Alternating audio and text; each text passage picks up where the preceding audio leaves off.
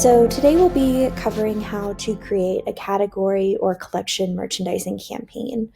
The most important thing to know ahead of time is what background filter we're using in order to power their category or collection pages. For Shopify accounts, typically that will be the collection ID. For other accounts, it's typically the categories or category hierarchies field. But if you're unsure, need to confirm ahead of time, if you're talking to a client prior to them actually launching Searchspring, you can always check in with our integrations team and they can confirm what that background filter should and can be. There are two different ways once a customer is live on how to actually create a merchandising campaign for a particular category or collection. One is to come into merchandising directly and select create a campaign.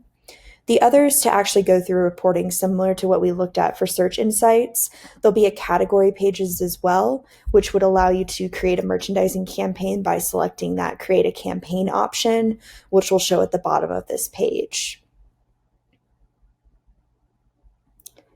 So give this just a second to load.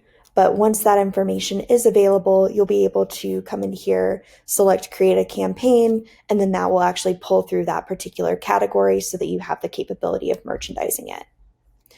So we'll go through merchandising just for today's purposes.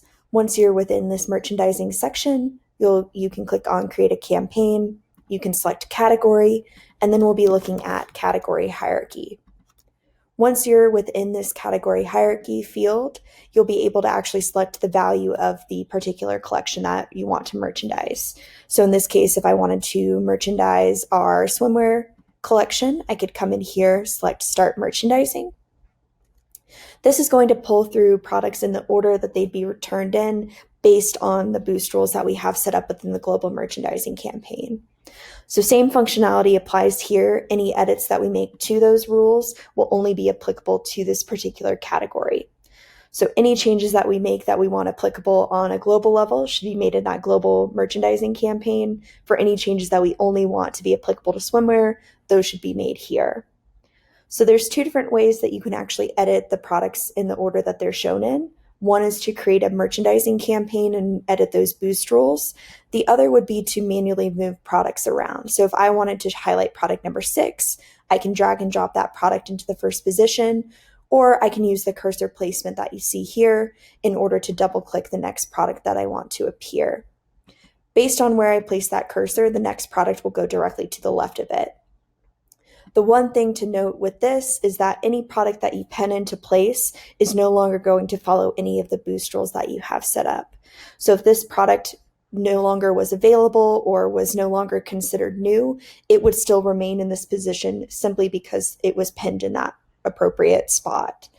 So my recommendation is typically to utilize boost rules as much as you can because those are dynamic and will update as your product data changes.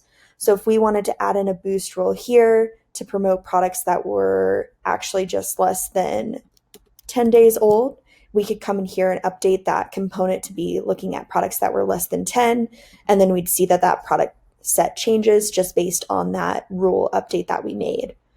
Now, the one component that we do have to keep in mind here is that that is dynamic. So any of your products, as they become older or as you publish new products, you'll constantly see that subset of products at the top change based on the rule that you have applied.